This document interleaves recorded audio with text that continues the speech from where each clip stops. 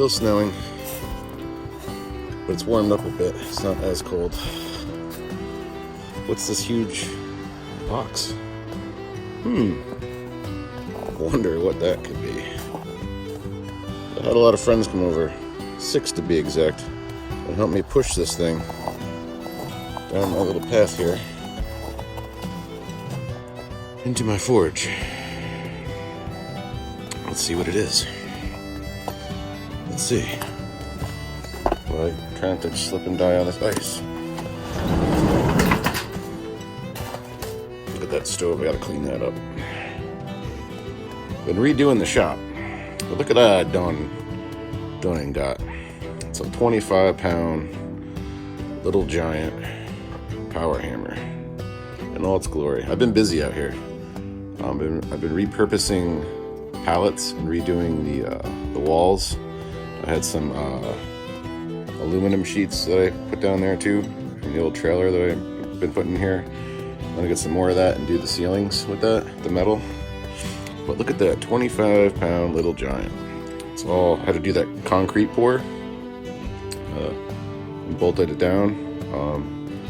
There's a few things I gotta tweak and fix. I'm ordering new dies. I want their flat dies on there now. I want fuller dies. Other than that, it runs really good. It's like super mint condition, refurbished, brand new parts, runs smooth as hell. I just want to get different dies. I gotta adjust the foot lever just to my liking. I'm gonna put grease inserts on the front guard, and other than that, that's really, I might paint it a different color. I'm not really into the green, but yeah, it's there. It's amazing. So the hydraulic press, I had to move that. I'm still not 100% on that. I poured concrete down here and I put it over here, but I'm thinking I might move it right in the way. Just put it right here by this /wall window thing I got for grinding. It'll just make things easier, and then I'll end up actually walking through where the press is now. I bet you're wondering, where's the front plate? Well, the front plate I mailed to Oklahoma to his amazing, he's freaking amazing, pinstriper and airbrusher and just paint artist. He's a guru. He's just amazing. Does crazy good stuff. The heavy metal flake stuff. So I don't even know what it's going to look like, but I mailed it out to him.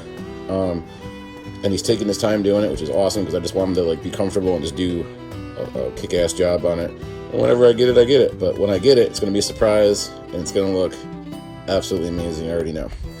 So that's where the thing is. And also, and the thing got a couple upgrades too, aside from the crystal lever knob.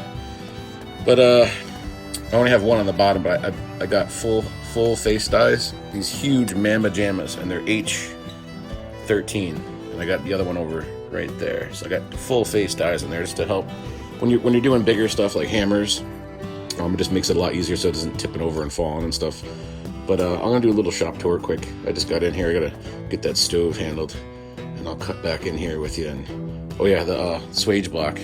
I built a welded up a angle iron stand for that one. That's the big one. So I'm gonna keep and use the big one. I made a new stand for that. It was long overdue.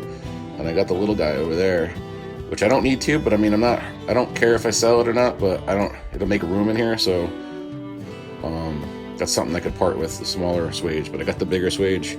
I actually scored another anvil too. So I got the big Peter Wright right here. Where the hell did the other one go? Oh, it's over here. So, and then I have this hay button hiding down there, but then I end up picking up that hay button out there. And I'm like a 2 anvil person. I don't need anything more than 2. So I have 3 now, and that's just 1 too many, I guess. But yeah, let me get it warm in here first. All right, fast forwarding. Been out here all day. It wasn't running, correctly. It still needs a little bit more tweaking, but I'm getting closer and getting better. What I did today was this foot switch. Notice how it's like perfectly circle. It was like circle and then like wonked on that side. So I'd actually fire up the coal forge, put it in there, and like use the vise and just try to round it up, bend it, get it a little bit better. Then I ended up finding some water. I had to go through all these washers, and right where the pivot is down there, yeah, I had to get like a giant bolt, which is that big rusty thing on that side, because I needed I needed to push over that way more, so it wouldn't hit the bolt that's lagged into the concrete. It was a lot of just trial and error and just fiddling with stuff to get it to work the way I wanted it to. So I got that all squared away. Then I got some old horseshoes and welded them onto the front, because believe it or not, it sits a little lower, those horseshoes, and it's so much more like comfortable, and just you can accurately, gently press down on the pedal, engaging the clutch. And that is the third thing that I was working on out here, is the clutch itself. I mean, it probably wasn't a bad thing. I greased everything up, but I leveled the motor mount. But I tried everything trial and error. I tried a slack belt, like a loose belt, a tight belt, level, pitch down. I mean, I was, going up centimeters on the thread. I didn't know if I had to buy a new spring. So I was just working with what I had, loosening up the shroud bolts. I mean, I was just trying to get it to go and run, and it was running, but the clutch wasn't catching. And I took it was one of those things where I had to walk away from it and then come back. And I walked away from it, and then I came back, and I just started looking at it, and I've never, worked on one of these things before. And it was so simple. What happened was I ended up looking at it from the back at these bolts. The person I bought it from said to loosen these. They're wood, and the temperature condensation kind of makes them swell and stuff, and they basically grab. They run across the inside of this, and they grab it like a clutch. They just engage it. And it wasn't doing that. So, I mean, I loosened these, I tightened these, but then I started looking at the actual, I guess called the flywheel itself, and these clutch blocks, and I guess when you loosen these, you can actually grab the block. It's so dark here. Grab the block and pull it towards the flywheel and then tighten it. And that's what you want. You don't want this huge gap. I was seeing a gap in between the metal and the wood. You don't want that. You want it to just rub smoothly. That way when you press the pedal down, this comes in and tapers narrower and grabs it tighter and then engages it. It sounds so simple, but like I said, I am not a Little Giant expert. I know nothing about these things, so I'm just kind of like learning as I go. And I imagine you're going to have to adjust those. You're going to have to adjust those as you go, as you're using this thing, throughout, depending on how much you use it. And that really goes with everything on a Little Giant, which I kind of already knew, but I mean, once you get the hang of it and know, it's a pretty simple machine. Once you know the ins and outs of it, every part, what it does, and how to tweak it and just like fix it to make it work, run proper. It's not that bad, but you do have to do a lot of maintenance and upkeep on it just to keep it running good. So yeah, just checking it. Another thing was the dies. So the dies, there's a key, which is basically the bottom die is easier to see. There's the key that wedges and holds this is a two-piece die. I'm going to order, these are flat ones. I'm going to order drawing ones that are one piece. It might be a little bigger, but that's what I'm nervous about is the key on the top one here. It's like a half right there, that black, it's like a half a centimeter of free space from hitting this, which I imagine this is why this was broken. But this thing's going up and down like a million miles an hour. And that top die loosens up and sways left or right, or that key or something, pitches out to the left or right and catches us on the way up or down. We're just going to have like Explosion City. Not something I want to ever encounter and deal with. I'm going to be wearing a full face shield when I'm working, but I think that'll stop and I'll start wearing glasses and stuff. But really, I think it's just going over the machine, checking things, greasing things, and just double checking the bolts and stuff before you use it, as you use it, just to make sure nothing like that happens. You gotta keep an eye on these things. I'm gonna order drawing dies for this. I'm waiting for those to come in. I fixed the treadle or the foot switch. I welded the horseshoe on there. Works much better. The pivot thing, it's It's a little cob job, but it was already, and I just kind of made it better. Everything else seems to be working good now that I understand it a little, the mechanics of it a little better, and the goddamn wood blocks. So everything's pretty good. I'm gonna repaint it though. I mean, the green's not bad, but I got ideas for this thing, because if you know about the press, it's the thing. This one's gonna get a name too. I already got it all planned, but stay tuned for that. You're gonna see some cool stuff. But yeah, it's snowing really bad. It's nighttime now, and it's like been warm in here with the wood stove, so that noise way over here is just like, you hear it? The ice and snow melting off the roof and dripping down and causing a racket over there. But yeah, so the power hammer. What I ordered also is a kill switch that is pretty much off of Amazon, that is exactly like the kill switch on the Cole Iron Works hydraulic press, because I love it. It's perfect. And this thing is way less scary to operate. There's less fast moving crazy parts than the Little Giant.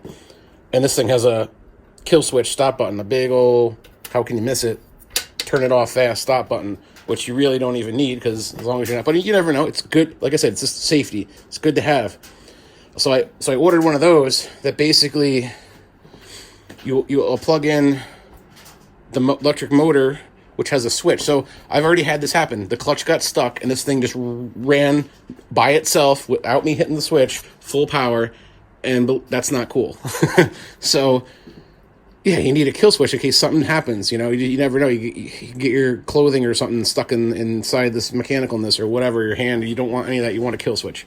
So the kill switch right now is over there. So if you're, you know, something bad's happening right here, you gotta reach through the fire to turn that off. And that's the only option other than reaching over here, which is still going through disaster area, to unplug it. Not good.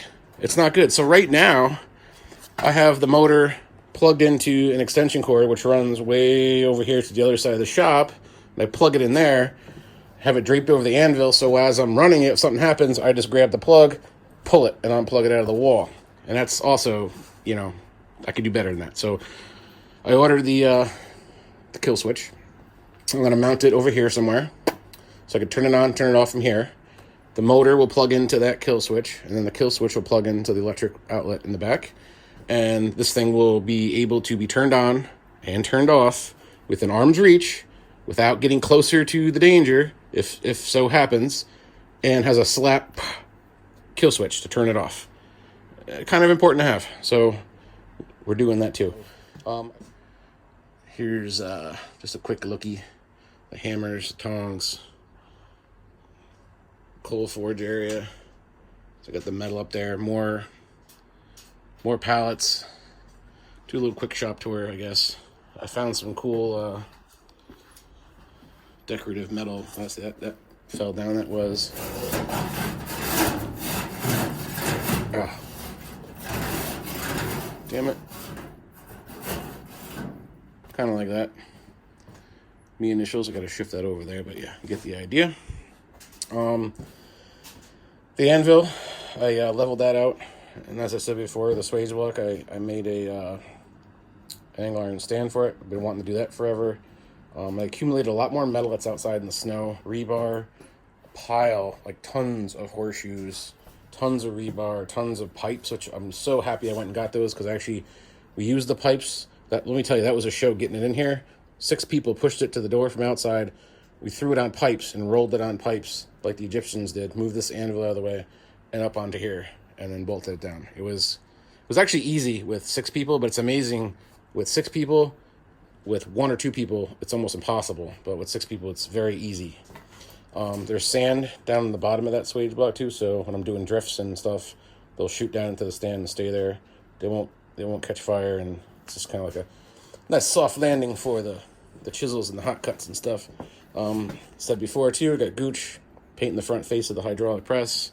This was over here, but that's where I originally wanted it, but I wasn't thinking. I need to be able to get in to the press this way.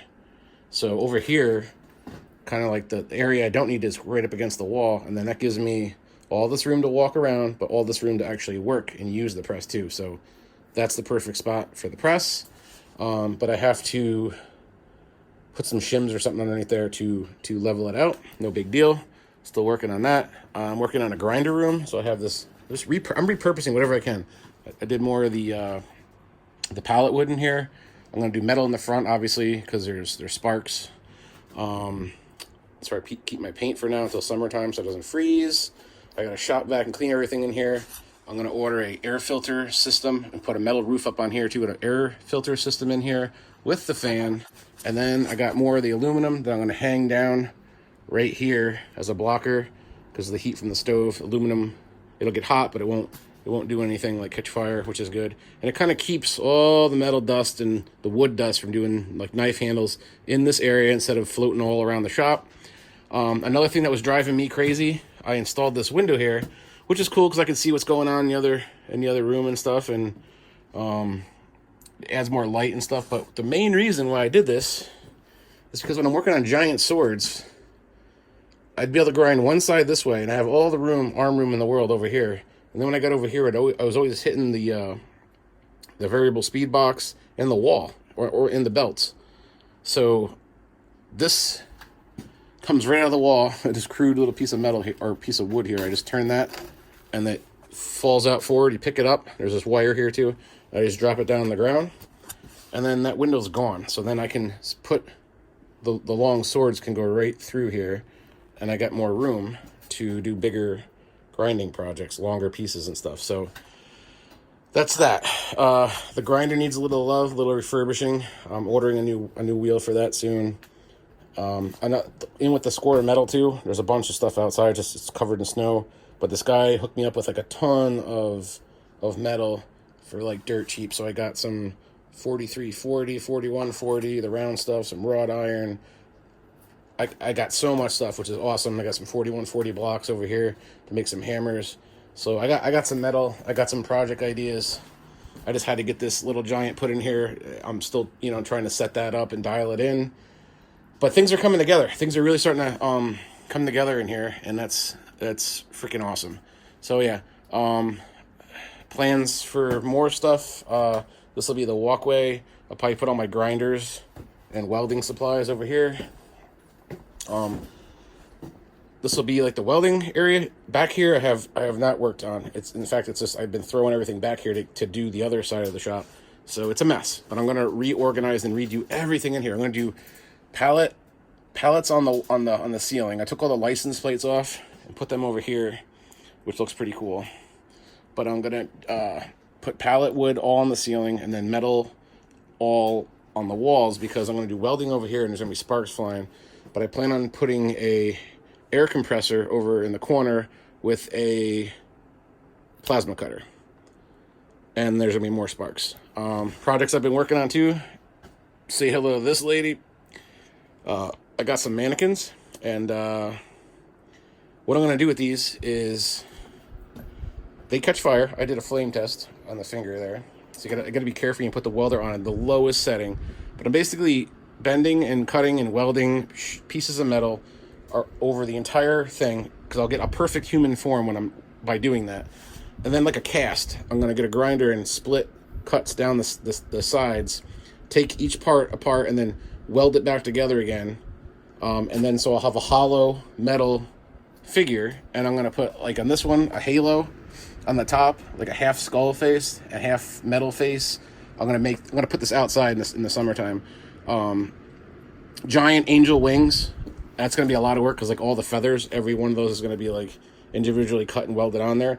But I'm gonna make some crazy halo angel winged metal angel sculpture. And then I'm gonna do another one where I'm just gonna use the top torso and do a mermaid tail. So there will be a metal mermaid and a metal angel, and I have a dude one over in here in my other section. It's dark right now. Right there, he's hanging out over here. I'm gonna try to make him into the silver surfer. I gotta get like a metal surfboard. I'm gonna make some more metal roses, like giant ones. There's the buggy too. I gotta get a winch put on that. This is like, I have to get rid of this stuff in here, but like I need storage room. I'm gonna put wood walls in here. I'm probably gonna concrete the floors. I just need room for storage. I'd like to get some stuff that's in here, out of here, put it in here. This is where I have my wire wheel and stuff. Just to make room for the plasma cutter and stuff. But then I don't know, I might want the plasma cutter like in here so I can run the wires underneath and actually weld and plasma cut outside where it's in the summertime. It's actually with the fumes and stuff. That would actually be really, really nice. I'm actually planning on doing a giant Jack the Skeleton and a couple other inspired, I like animals, like doing metal animal sculptures and stuff. So yeah, it's a freaking mess over here. Total disaster area, but I'm you know, one thing at a time. Because literally it's just me out here doing this at the moment. Minus getting the little giant power hammer put in. So I'm gonna start trying to make more videos. I've been busy doing this, so I haven't really had time to video stuff. Just been working, man. So I'm gonna fire this up and just see how she runs, you know, so you can check it out. I'm gonna plug this in, fire it up. Still working on the setup and how I'm gonna have this, you know, with the kill switch and everything like that. But for right now, this is how it runs. I'm just gonna plug this into the wall. It's gonna activate the electric motor and the flywheel, and then the clutch should not engage, which is good. And then until I hit the foot switch. And I have this leather glove over the dies just to keep the metal from slamming the hardened, I don't know what it is, like could be H13. All right.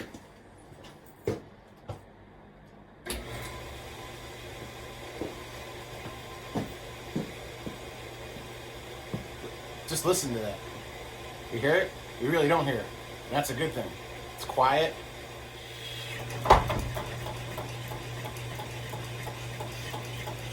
If I put my foot on the pedal like that, gently, very gently, the clutch will grab and the dies aren't even hitting each other. It's just kind of moving without it. And then as I press down harder, I can do really gentle taps. So now it's gently, and let go.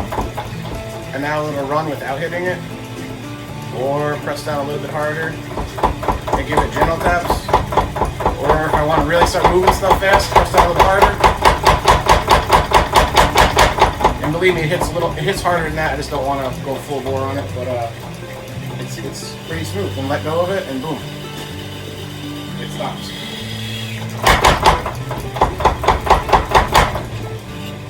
It was very well maintained from the person I got it from, and I only plan on adding more new parts and just making it run even smoother than it is now. More upgrades, basically.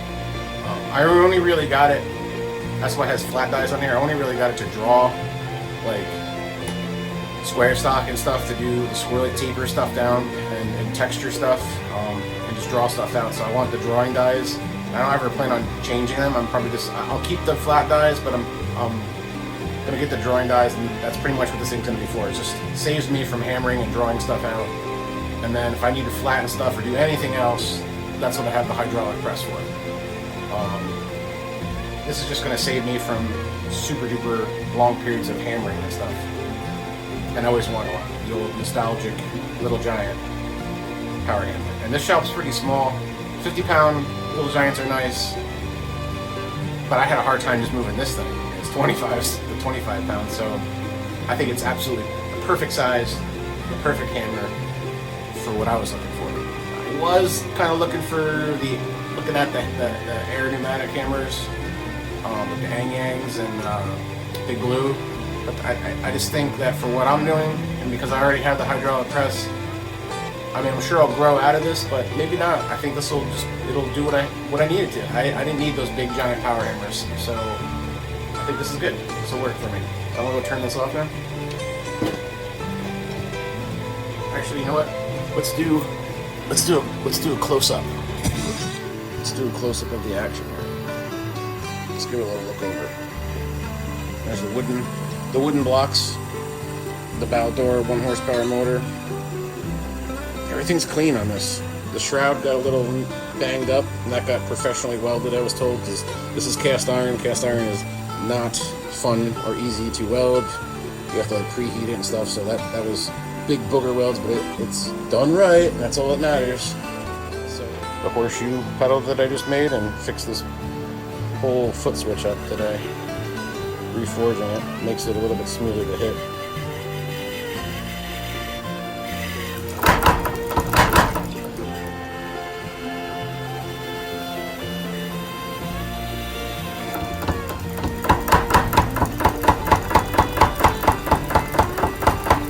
Crazy.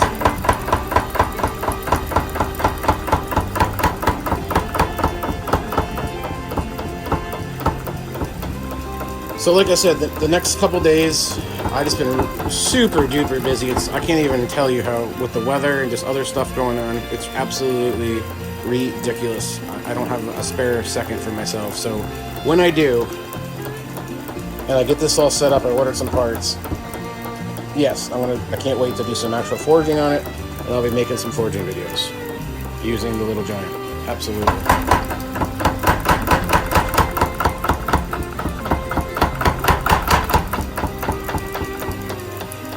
Pretty cool though. Still working on adjusting things out, like the wood clutch blocks, the belts, some of the bolts. I need to insert some grease fittings in here, and it's not bad. It's really not bad.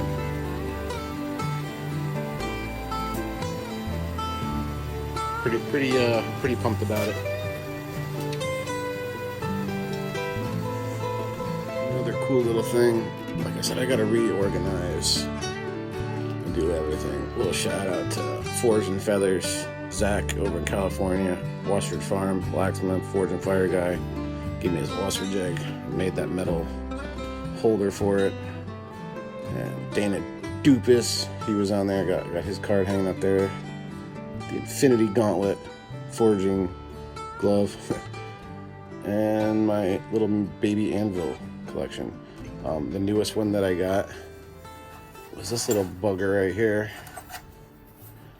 Made by Bob Walkner. The cool thing about it is it's near my hometown of Saratoga, New York, where Abano was going to be 2020, which never happened because, well, 2020 was a shitty year, pretty much for everybody. Coronavirus. So it was canceled, like everything. So this is the anvil to that blacksmithing event that never happened. And it's a pretty slick looking brass anvil. So I had to get it, you know? Throw it right up there with the other minis. I mean, I only got 1, 2, 3, 4, 5, 6, 7. Looking to double that. I got a cool swage block though.